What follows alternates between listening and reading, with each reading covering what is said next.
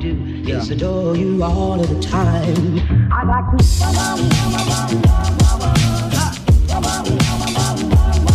I'd like to.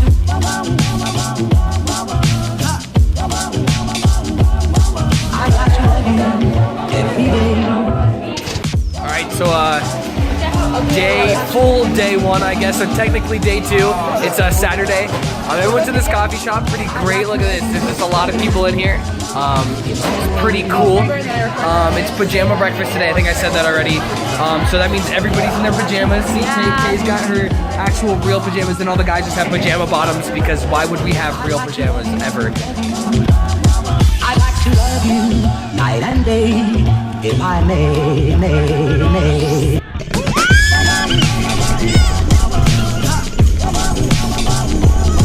I'd like to.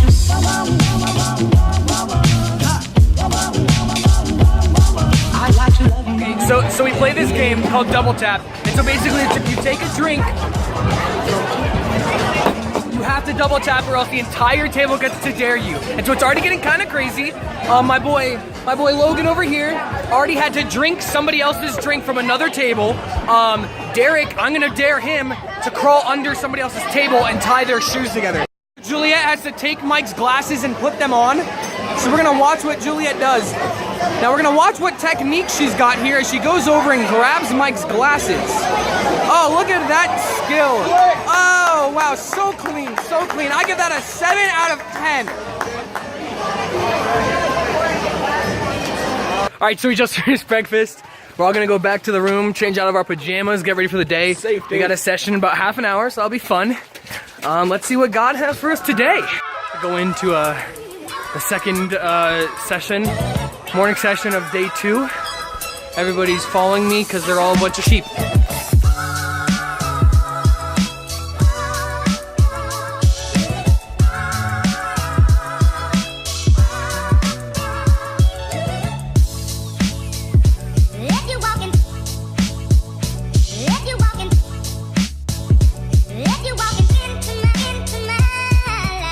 So we just got out of that morning session, and it was absolutely fantastic.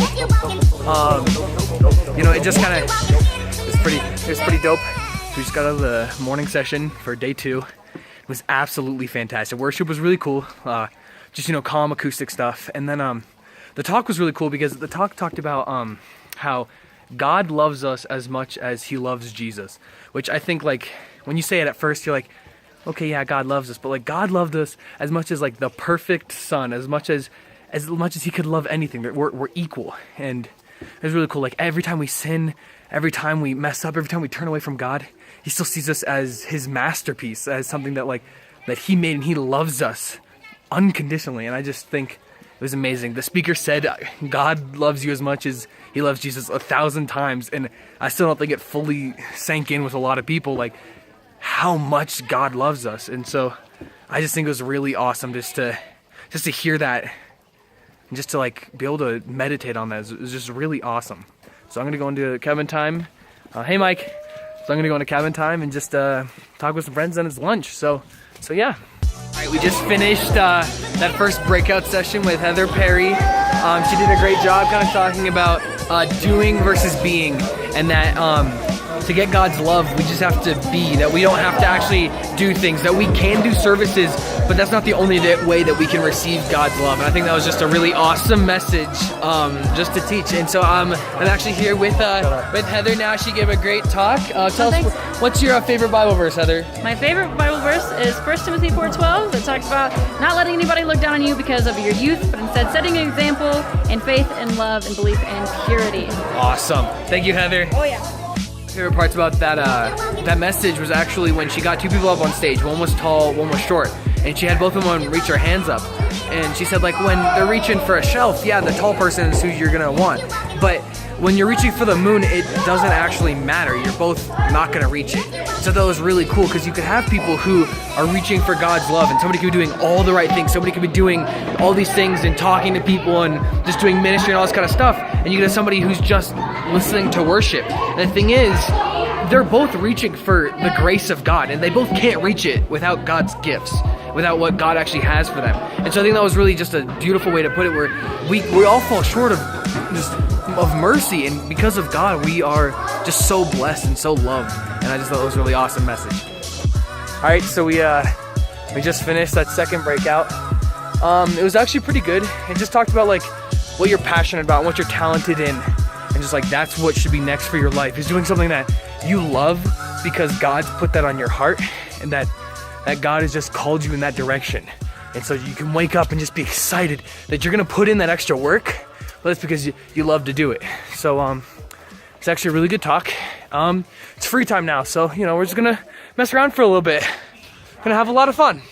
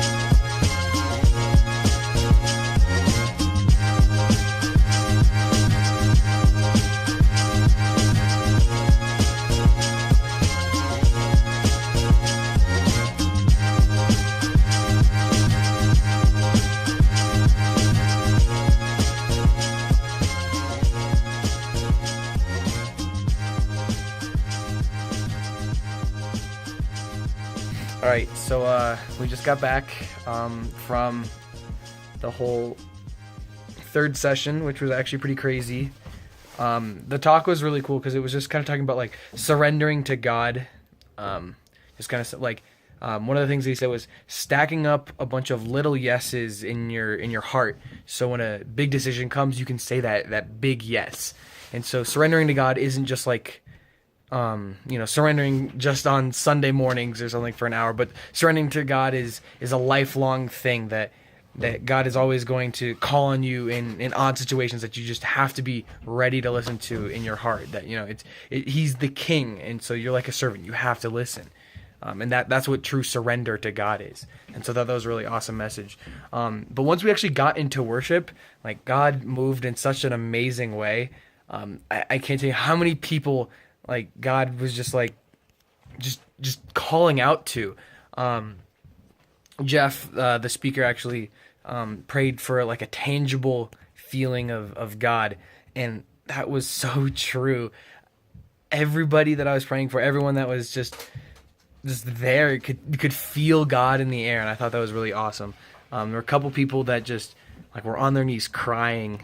I got to pray for this one guy named Owen, and he wasn't from our group. I just saw him sitting there, and I was like, "Can I pray for you?"